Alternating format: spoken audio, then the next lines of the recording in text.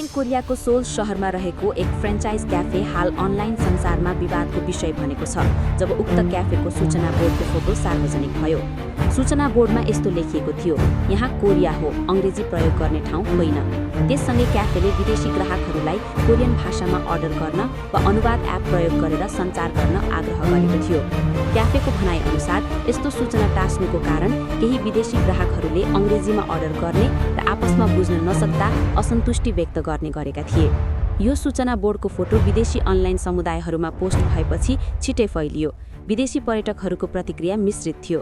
केहीले कोरियाली संस्कृति र भाषाको सम्मान गर्नुपर्छ भनेका छन्, तर अर्को पक्षले विश्वस्तरीय पर्यटन देश बन्न खोजिरहेको कोरियाका लागि यस्तो सूचना उपयुक्त नहुन सक्छ भन्ने धारणा राखेका छन्। अहिले नै क्रसमा दर्ता गर्नुहोस्। नेपालको लागि रेमिटेन्स क्रस। पासपोर्टको म्याद सकिए पनि भिसा नभए पनि सबैले निशुल्क दर्ता गर्न सकिने।